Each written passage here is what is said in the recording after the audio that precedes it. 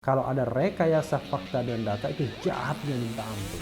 Jadi siapapun yang terlibat harus bertindak profesional dan independen.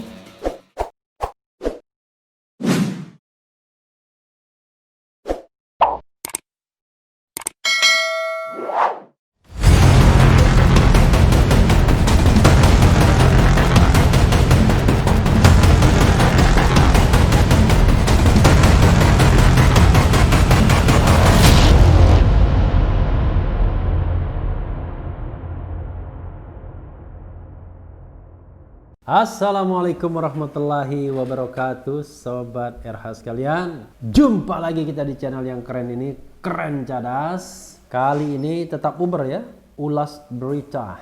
Bukan lagi breaking news, karena sudah sepekan lebih saya mau kembali pada Uber, ulas berita. Nah, ini ada berita yang menarik dari Kumparan ya. FPI.2, Komnas HAM tak boleh kerja sendiri di kasus pengawal Rizik. Bentuk tim independen pencari fakta ya. Kenapa begitu? Ya kita baca ya. Komnas HAM tengah menyelidiki insiden tewasnya 6 pengawal Habib Rizik Syihab di kilometer 50 tol Jakarta Cikampek yang terjadi Senin 7/12 lalu. Ketua Bantuan Hukum DPP FPI Sugito Atmo Prawiro menyatakan Komnas HAM tak boleh dibiarkan bekerja sendiri dalam mengungkap apa yang terjadi. Komnas HAM yang sudah bekerja memulai investigasi lebih cepat daripada Bareskrim Polri yang baru bekerja pada 9 Desember. Komnas HAM tidak boleh dibiarkan bekerja sendirian agar lembaga itu tidak mudah mendapatkan pressure dari pihak-pihak yang mencoba menghalangi pengungkapan kasus ini,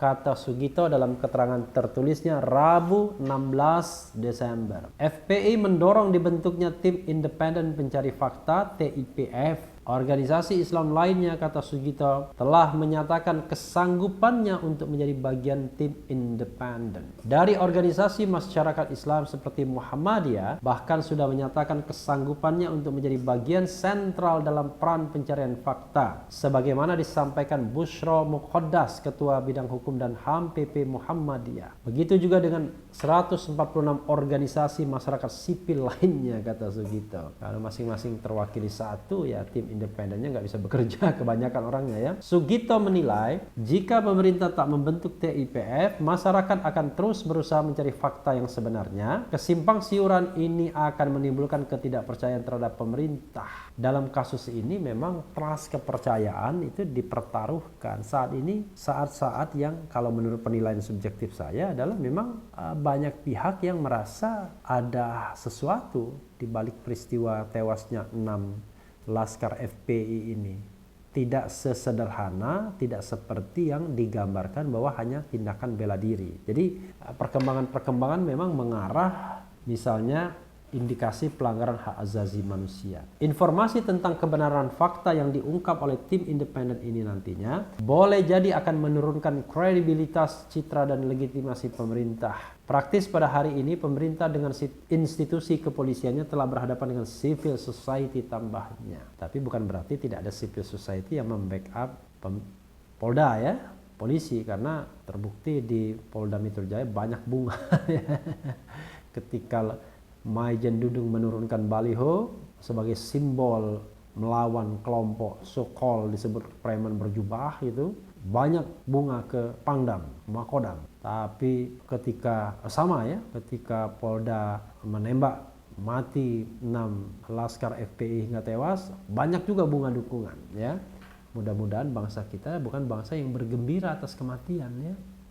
Sebelumnya Kabaris-Krim Polri Komjen Polisi Listio Sigit Prabowo berjanji akan transparan dalam mengungkap kasus baku tembak pengawal Habib Rizik dengan polisi. Pihaknya melibatkan pengawas dari eksternal dan internal Polri. Kami akan terus jaga transparansi, menjaga profesionalisme, kata Sigit di Mabes Polri Jakarta Selatan Selasa 15/12. Sigit berjanji Polri akan terus menyampaikan perkembangan terbaru ke hadapan publik, namun semua penyelidikan harus dinyatakan lengkap. Dan tentunya di dalam setiap perkembangannya akan kita rilis pada saat penyidikannya yang nanti sudah menjadi jauh lebih lengkap, ujar Sigit. Ya, Sobat Era sekalian, kita berharap memang semua pihak yang melakukan proses penyidikan itu tetap bertindak profesional dan independen. Jadi tidak merekayasa fakta dan data. Karena kalau ada rekayasa fakta dan data itu jahatnya minta ampun.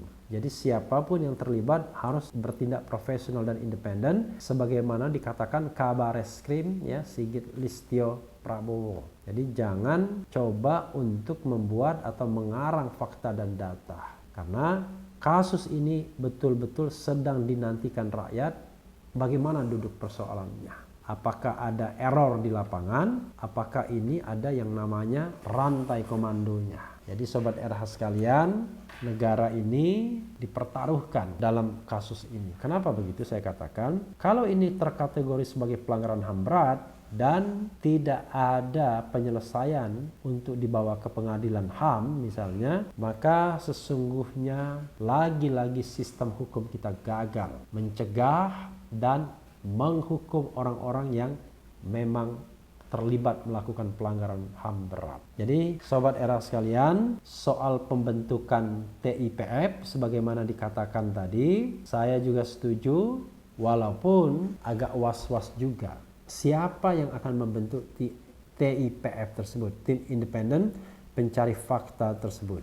Presidenkah? Sebagai kepala negara dan kepala pemerintahan tentu presiden memiliki kewenangan. Hanya saja presiden tidak boleh memiliki kepentingan untuk misalnya mengarahkan kesimpulan kepada satu pihak atau mengaburkan masalah. Ya misalnya dalam tim independen atau tim pencari fakta novel Baswedan, malah novelnya yang disalahkan. Jadi alih-alih menemukan pelaku sebenarnya, malah novel Baswedan yang disalahkan dan akhirnya hasil kerja tim itu tidak dianggap juga. Nah, kita tidak menginginkan bahwa tim apapun yang dibentuk justru melegitimasi penembakan. Atau kalau memang benar konteksnya pembantaian, pembantaian. Kalau benar konteksnya pembunuhan, pembunuhan. Tapi kalau konteksnya bela diri, ya harus dikatakan sebagai sebuah bela diri. Tapi tetap ada pertanyaan, apakah bela diri yang berlebih-lebihan? Karena kalaupun bela diri, ya tidak boleh berlebihan juga melakukan tembakan-tembakan sampai kemudian lubang peluru lebih dari satu di tubuh korban.